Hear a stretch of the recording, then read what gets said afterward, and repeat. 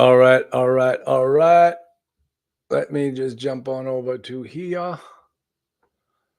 Okay, here we go. Let's see. All right, everybody.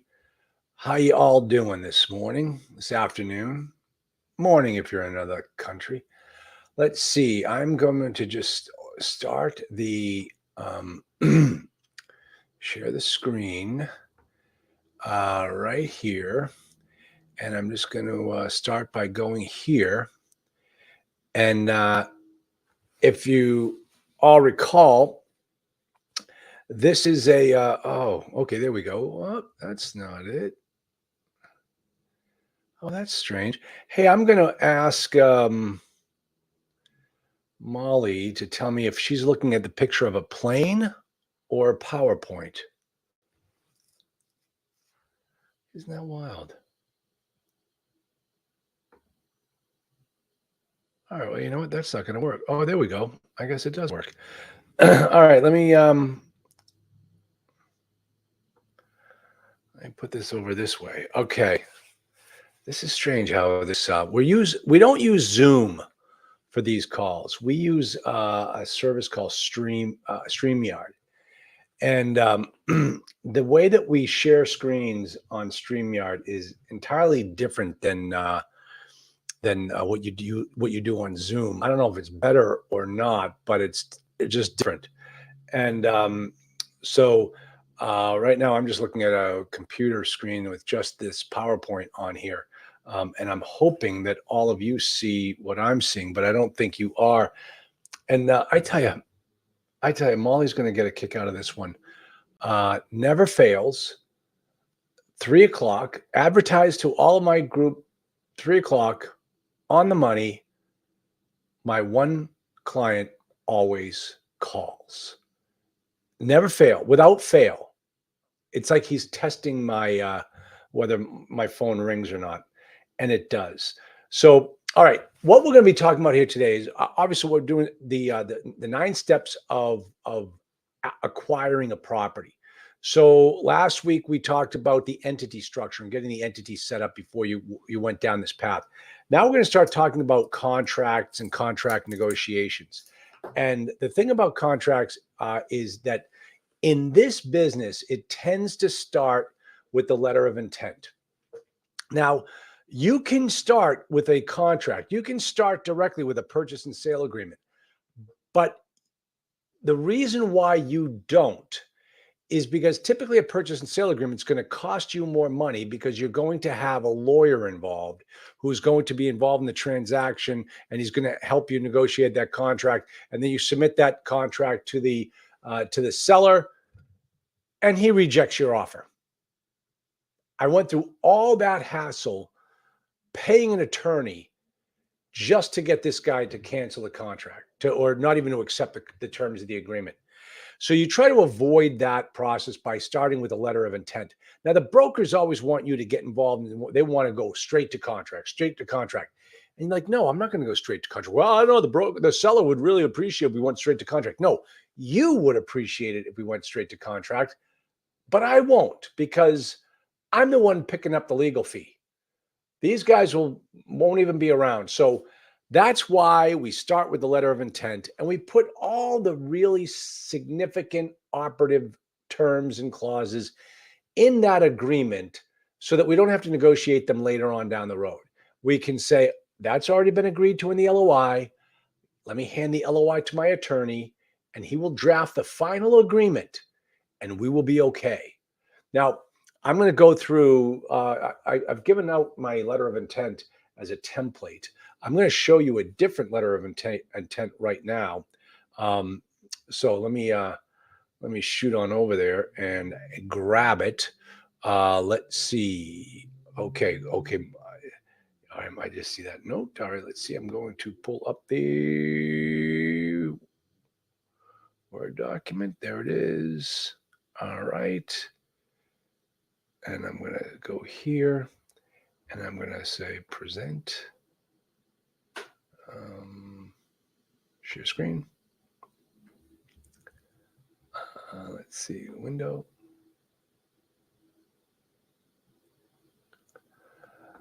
See, like I said, it's not as easy as you all think. Hold on.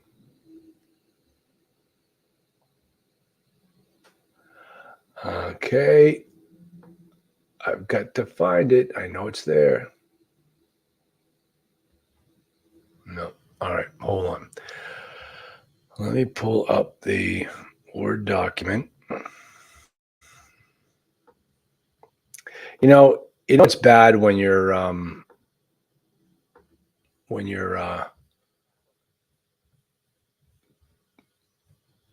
you work faster than your computer. All right, here we go. Here we go.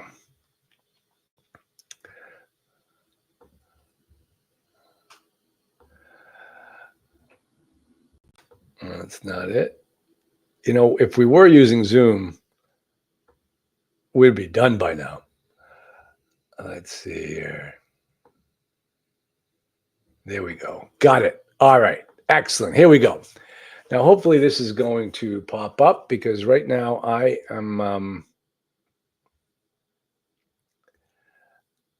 looking at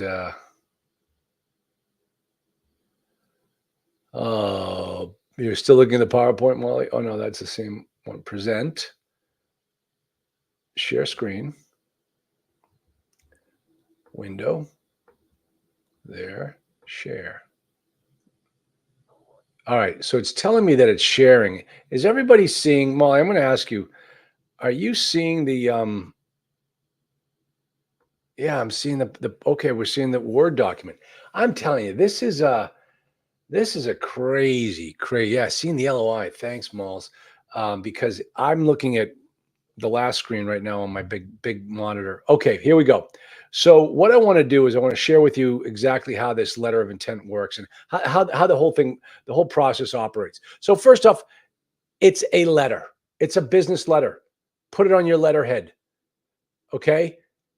Address it to the broker, address it to the seller, address it to the party that you've had contact with when you're pitching the deal, when you're pitching your offer. Here I've got a standard one where we just fill in the blanks. At the beginning, I introduce who we are, what this is as a letter of intent, who this is going to, and talking about a subsequent document, the purchase and sale agreement. That's very important. It's important we talk about that at the beginning, and then we're going to talk about it at the end. And I'll tell you why. If you don't say that this is just a letter of intent and there's a subsequent writing that will bind all parties, this agreement is non-binding. The subsequent agreement will be binding. If you don't put that in there, a court could find that this meets all the requirements to qualify as a contract, and you could be under contract. All right. So if that's not your intent, make sure you let everybody know that you're going for a subsequent document. And the case is Murphy v. Tobin. There's a very famous Massachusetts case. I know the lawyer who argued it like 25 years ago. And I called him up and I asked him to be on my podcast. He says, "Oh, no, please. I don't want to keep talking about that case." He's been on like every board talking about that particular case. But basically what it was is it was a offer to purchase, which typically in Massachusetts then goes to a purchase and sale. In this particular case, there was an offer to purchase. And then over the weekend, the seller decided he didn't want to sell. He found somebody else who's going to do it for $500,000 more. So on Monday, the original buyer said, "Hey, wait a minute. We had an agreement." And they said, "No, we didn't. We had an offer to purchase. That's not enough." "No, we had enough to qualify for a contract. And so I'm going to sue you." The party that came in on Monday and bought it owned it for 5 years. They bought the property out from underneath my friend's client. And then 5 years later, it went all the way up to the Supreme Judicial Court in Massachusetts. And the Supreme Judicial Court bangs its gavel and says, it's the original buyer's property. there was a contract that my friend's client drove right down to the property and had them change the locks on the people that were living there, who had been living there for five years, who had paid cash for the property. Lost it all. Lost it all. Oh my gosh, that was such a landmark case here in Massachusetts. But that's why we put that wording in here that says, hey, we get another agreement coming. This is not a meeting of the minds. So you're going to put in the purchase price. And if there's any talk of seller financing, it's got to appear in the letter of intent. And you want to put it in there. So if we're helping you draft the purchase and sale contract, we know how to draft it in that contract based upon what you and the seller agreed to in the letter of intent. The earnest money, we discuss it there. We discuss if there's just one deposit, if there are initial and subsequent deposits. All of these things we make sure are clearly spelled out in the letter of intent. Due diligence period and what you're supposed to give the buyer during the due diligence period. I tell you, I just had a client who, oh man, it was a typical broker negotiating the contract, thinking that he's, he got his law degree. We listed out all the things that we wanted, and the broker came back and crossed them all out, but put a comment on the side that said, well, we're not prepared to give you that, but we will give you it if this, that, and the other thing. It's like, no. That's not how it works. Like, don't cross out everything and tell us you're not going to give it to us. And then say in a note, we're not going to agree to that, but we will give it to you if this, there, and that other thing. No. We put it in the contract. If it's not within the four corners of the contract, it doesn't exist. All right. So this is how so we're going on. We put it all in the due diligence. We tell you in the due diligence what items we need. And one of the things that drives me crazy from what the seller side does is they always put something like, if in the seller's control, we will provide you this information if it's in the seller's control. That is just passive legal BS. Okay. Don't tell me if it's in the seller's control at this stage of the game. Does he have it? Does he have one? Let's say yes or no. Why can't you tell me now whether he has it or not? If you come back and tell me he's got nothing, then I got to think twice about this deal. Like, this guy's not really selling me a really very good business if he's got no books. So this is what we put in at the letter of intent stage. Title insurance. Oh, let me tell you something right now. One of the biggest things here is that we say is it at the seller's expense or is it at the buyer's expense? Just had a situation this morning where working with a student, and the seller came back and said, no, this is the buyer's responsibility. Okay, well, here's how it works. If we're down in Texas, if we're down in Florida, oh, it's the seller's expense. The seller pays the title insurance. Whenever I've had to do a deal in Virginia, it's the buyer's expense. And I get that explained to me every single time that I try to do a deal in Virginia on behalf of a client. So this one happened to be in a neighboring state, and I didn't know exactly what the usage and custom was in that area. So I told my student, listen, you're going to need to speak to somebody local to find out how they handle it, and then we'll just draft the letter of intent accordingly. If you've got a financing contingency in your deal, it goes in the letter of intent stage. It doesn't appear for the first time in the purchase and sale stage. Too late. So make sure you include it right there exactly the way you want it. Inspection period or due diligence period, depending upon how your contract words it. Close of escrow. When after all the contingencies are burned off, when do we close? How long do you need? And I'll tell you something. I've heard a couple of crazy dates in the last couple of contracts that we've negotiated, and I thought to myself, do these people really understand what's going on in the market right now? Because I don't know many banks that can close in 2 weeks. So if you're putting a gun to our head and saying we're going to lose our contract, lose our earnest money if we don't close 2 weeks after the end of the financing period, that's a big risk. I think that's a very risky deal. Um, so definitely make sure that you understand the time frame for the close of escrow, because the last thing you want to do is get right up to that closing date and then find out that bank's not ready and you fall out of contract and you lose your earnest money. And the seller is now in control of the deal. And you ask any one of my students what my number one rule is. My number one rule is always remain in control of the deal. If you don't give yourself enough time during that close of escrow period, you might lose control of this deal, and you don't want to be in that position. A standstill agreement. This is another thing that came up. It has to do with, once you get while you're negotiating the letter of intent, you don't want anybody coming in behind you. So you're telling them, hey, listen, upon execution of this letter of intent, the seller agrees not to market the property. Well, if they give you pushback on this, you got to ask yourself the question, why am I spending all this time for an attorney if you're not even willing to take your property off the market for 2 weeks? Assignment.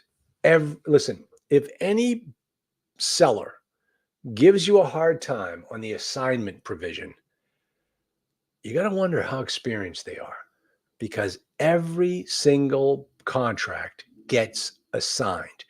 You never own the property in the same entity that you sent the letter of intent out in. You will create a SPE. I talked about this last week. You will create a single purpose entity that will own the property, typically based upon what your bank wants you to do. And the bank, right before closing, will see, can you show us the assignment? And what they mean by that is they want to see that the original entity that entered into the letter of intent has legally assigned the contract to the new entity. And that's just same guy signing both papers, but the bank wants to see it. And if you get an assignment provision in here that says it's entirely up to the seller to determine whether assignment is okay, well, he could scuttle the deal. So don't give him that much power. Make sure you always leave yourself the ability to assign the contract. Brokerage fees, we all understand. Access. Okay, now this next one, and my contract, let me see if I can get over here. There we go. This is strange. This is exactly what I'm talking about. Hold on. Let me get out of this one. Okay. Note to self. Okay, next week, critical dates, timelines. Okay, great. I'll tell you right now, you will not see that slide at the end. Let me shoot on out over here, because everything just went haywire on me. Let me go back to the present, share screen. Seems to always be when I use a PowerPoint that this happens. Okay, here we go. All right, so assignment, brokerage fee, access to property by the buyer. Okay, guys, this is actually pretty big. And I had a student that is involved in negotiations, and they said, no, once the due diligence period is over, you can't come back on the property. And I said, no way. I'm under a contract right now. We're going to have a birthday on this property.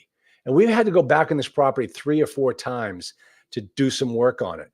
And if we had not asked early on that we could have this ability, we would have been screwed several times over.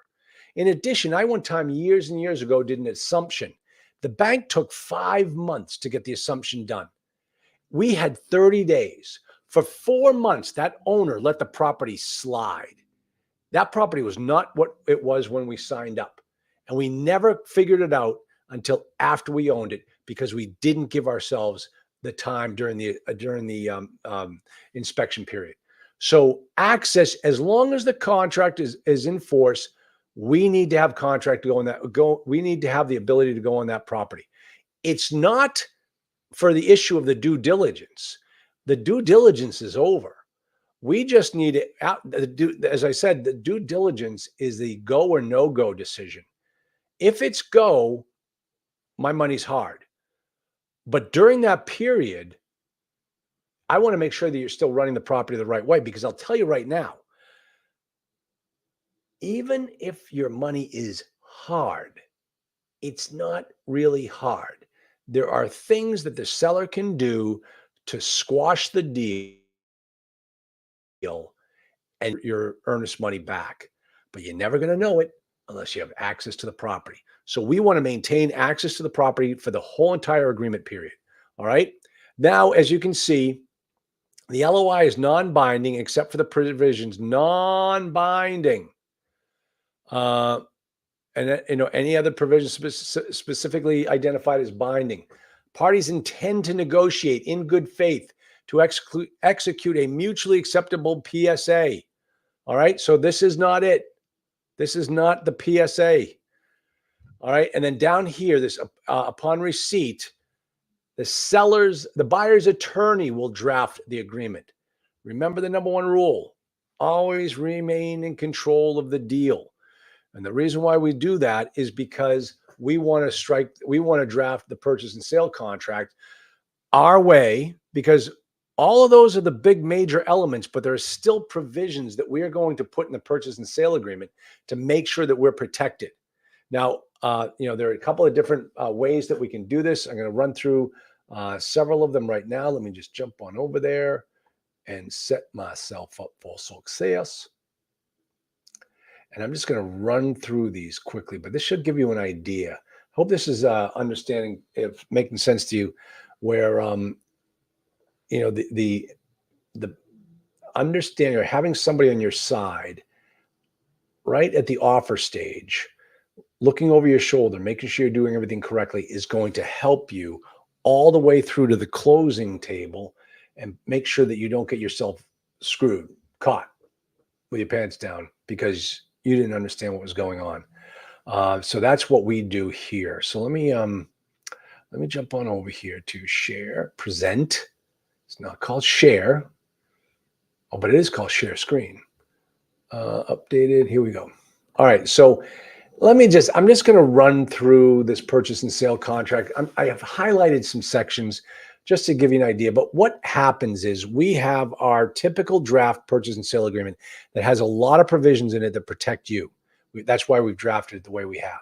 Now, a couple of things. This one, earnest money. See, we've built in, if there's a second earnest money. If your letter of intent does not discuss that, this comes out. So you don't want to have lingering terms and conditions from a previous contract in your contract. You make sure that they're always drafted to meet what you need. Survey, title commitment, title policy, all those things that we discussed in the LOI are going to show up here. And in addition, if you remember, I didn't show it in the purchase, the LOI, but the LOI had a last page that listed out all of the things that we want for the due diligence. What you have to do is take that whole entire page, copy and paste it right here. So that's exactly what you showed the seller on day one is exactly what shows up in the final version. So if they've modified it, if they've changed some of the terms, whatever they've changed and you've agreed to gets copy and pasted right in here. Let's see, what else do I want to talk to you about? Operating and maintaining the property. You got to keep it in the same good order. And I can tell you right now, folks, this is a very important paragraph. Don't gloss over it, because this is, I'll tell you, when a seller gets a deal under contract, they can smell the closing table and they don't want to have to deal with that property for another day. So always keep that in mind, that you want to make sure that they continue to operate the property. And if they don't, there are penalties built into the contract. Inspection of financing period. We talked about this before. And as I said, it conducts such additional physical inspections of the project as buyer may desire. No time limit on that one. Okay. financing period. If we agree to a financing period, it goes in here. Now, as you can see, this one doesn't quite go along with the with what we put in the letter of intent. This one's more restrictive, believe it or not. So whatever it is, you want to make sure that the LOI definition of financing period comes over here to the financing period in the purchase and sale.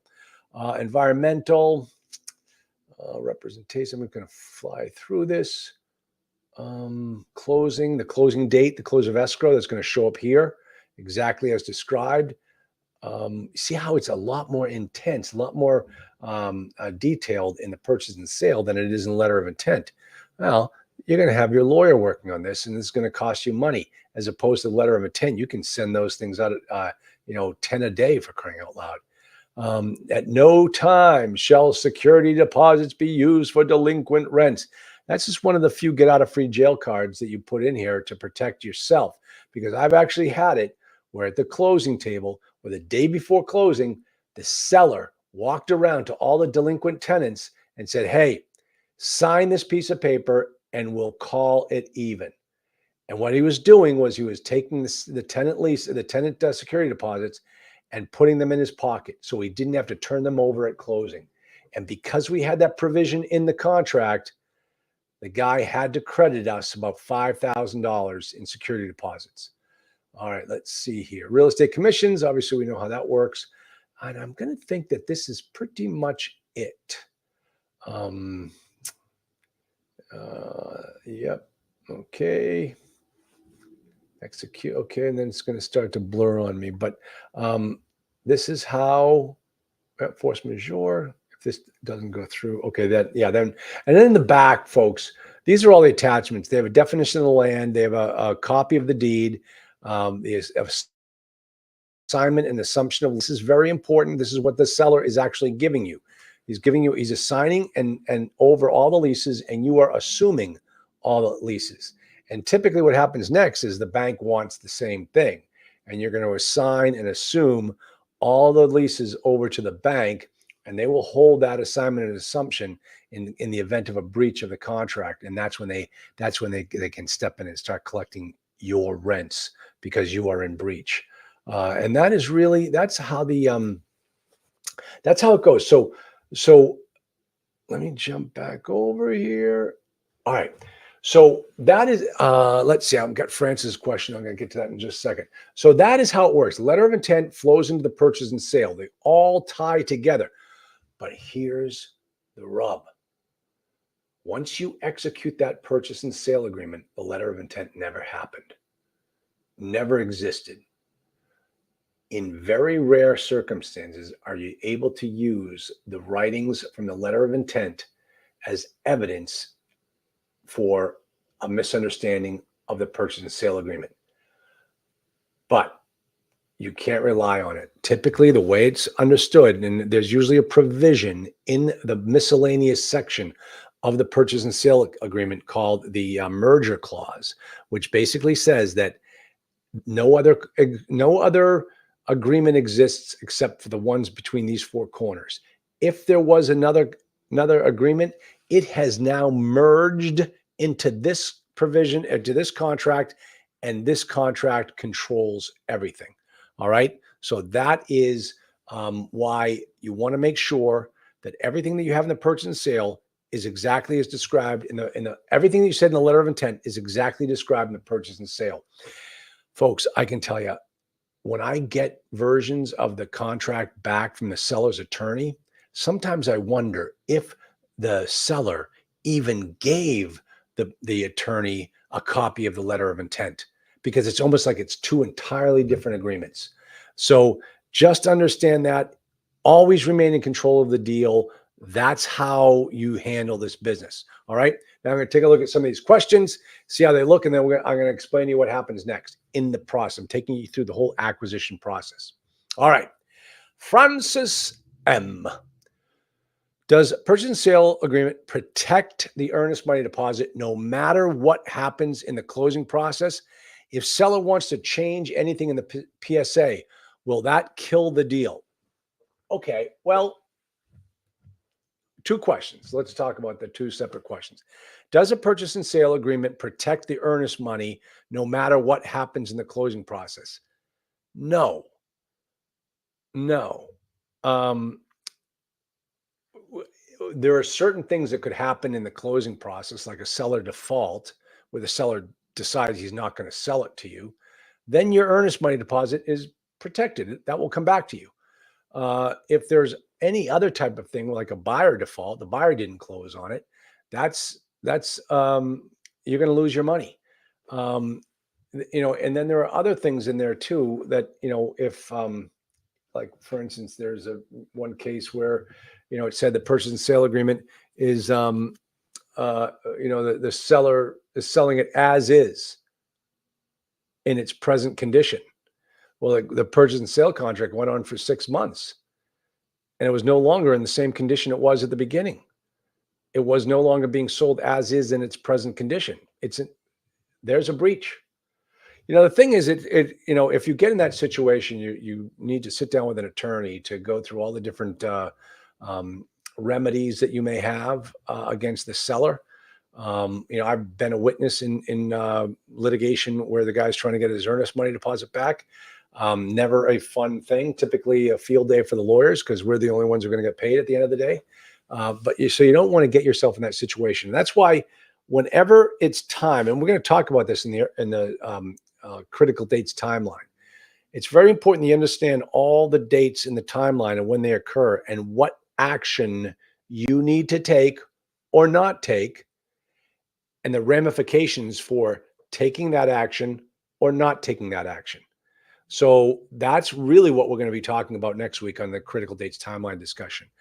Next question from Francis. If the seller wants to change anything in the PSA, will that kill the deal? Well, before execution, no. That's the negotiating period. That's when the two of you are coming to a meeting of the minds. A contract has not been formed yet. So once the two parties agree and they execute the contract, you are under contract. If the seller comes back and wants to change something, good luck to him. He's got no legal basis for it.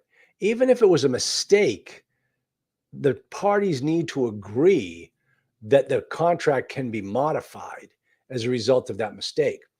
But neither party can unilaterally amend the contract unless there's a provision in the contract that says one party can amend the contract. But that would be ridiculous. You'd never do that.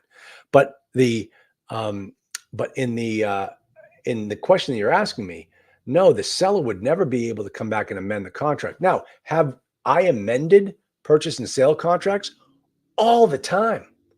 All the time. Sometimes both parties agree to it. Like, for instance, we are on our 6th amendment on one of our purchase and sale agreements. Keep having to extend the closing date. Both parties want the same thing. Both parties agree and sign the paperwork, send it to the bank so that they can see that we're back under contract. But no one party can just do that on their own. That would be a unilateral contract, I would say. I guess. All right. Alan Knowles says, do you advise including the right to market the contract and or list the property on the MLS? No, that was actually the standstill agreement, Alan. I don't want the seller doing that. I don't want him to find a better offer. I think my offer is the best one. At least it's good for me. So I don't want him shopping my offer.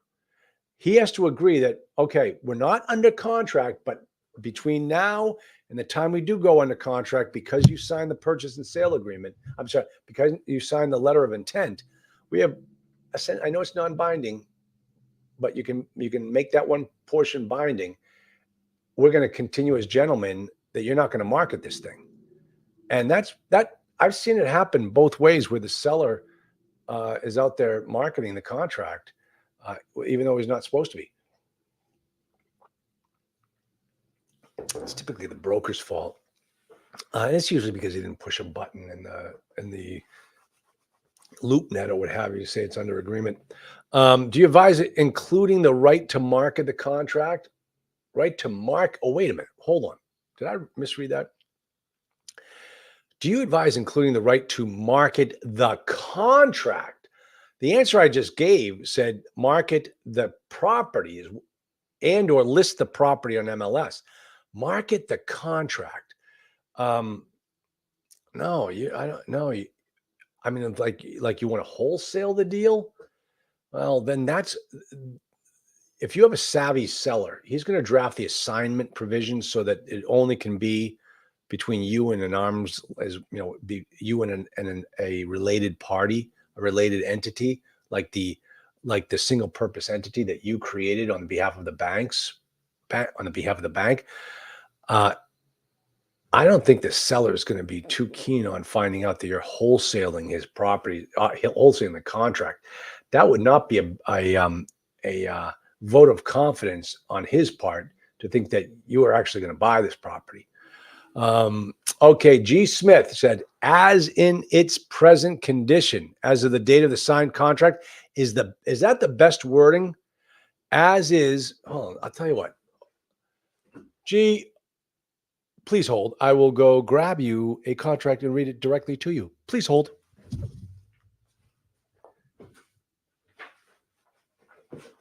And I'm back. Here's example wording for you, G. Okay, Alan, I meant for the buyer to be able to do so, the buyer be able to mark the contract. Not recommended. I'll tell you something, folks. I've been in this business long enough. I've never once seen a multifamily contract wholesaled.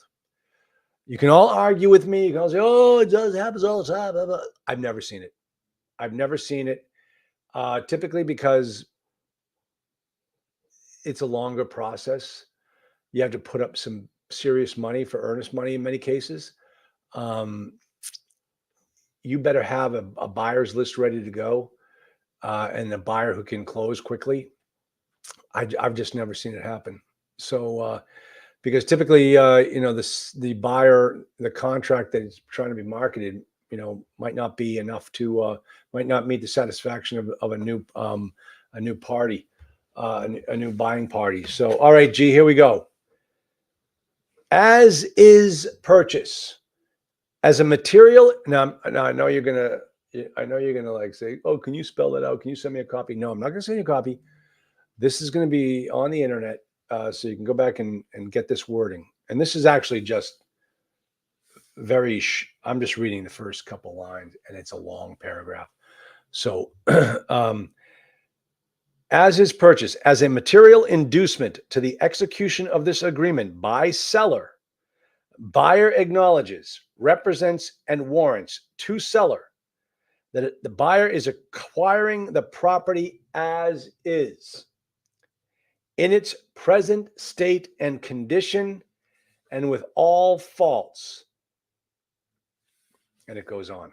So that is the wording that you were talking about, as in its present condition. Yeah, that's kind of what it says in our standard contract. So yeah, so G, that would suffice. But really, if you're don't do this alone. I mean, you really need counsel. That's what we are now doing, is representing clients looking to acquire multifamily property as a transactional attorney, and working with local counsel. But it just amazes me. Sometimes I've seen some lawyers that get hired as local counsel that just don't know the first thing about multifamily property. So I thought, you know what, I can't do this anymore. If I have clients that are in my program for learning and educating, and then I'm now making it available, my legal services, to make sure if you don't need those training level courses and being in my program, you can engage me just on a transactional basis, and I will make sure that you're protected. So any other questions, please type them in. I'm going to wrap up in the next 30, 60 seconds. So make sure you get your questions in, and I'll take them. Otherwise, I'm just going to tell you that next week we're going to talk about the critical dates timeline. And I'm going to show you how I tie it in and how I create the critical dates timeline, how I put it into my calendar, how I make sure everybody knows what's going on. And that way we can, that everybody's on the same page. When you get to the to the executed contract phase, we are all in this together.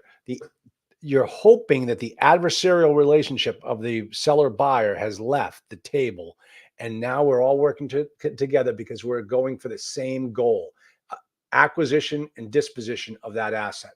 Okay, so let me see here. But like you were saying earlier, the as-is condition can change. Well, then it's no longer, I mean, yes, it absolutely can change. The condition of the property can change. So yes, get an attorney, a good one. Yes, exactly. Gee, so listen, there's operative language in that provision. I am buying this property as is January 1st. But remember, there's section 7 that talks about the operations of the property while under agreement. If you let this thing go downhill, this is no longer the present condition of January 1st when the execution date of the contract happened. No longer the same time.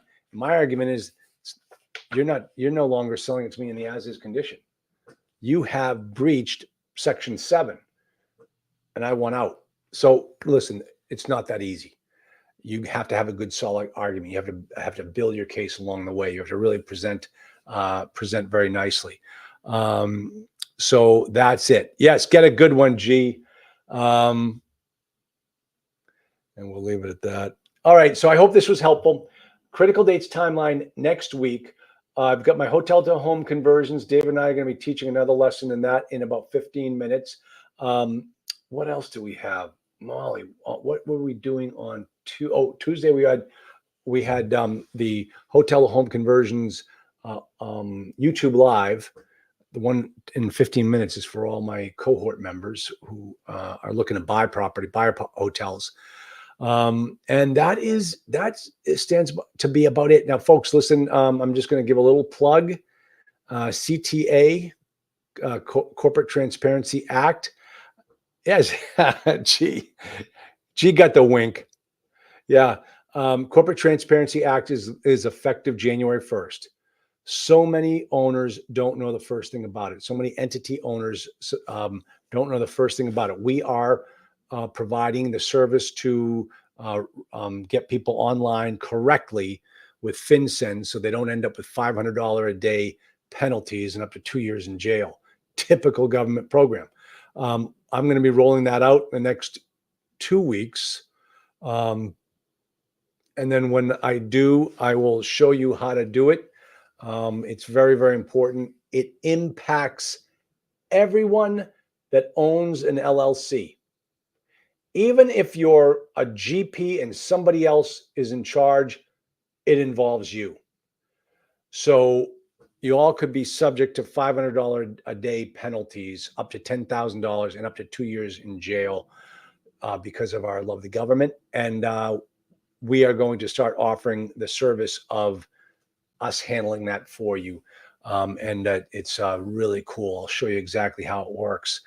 So I will see you all next week. Thanks for coming. Always a lot of fun. Critical dates timelines next week. After that, I am signing off. Take care, everybody.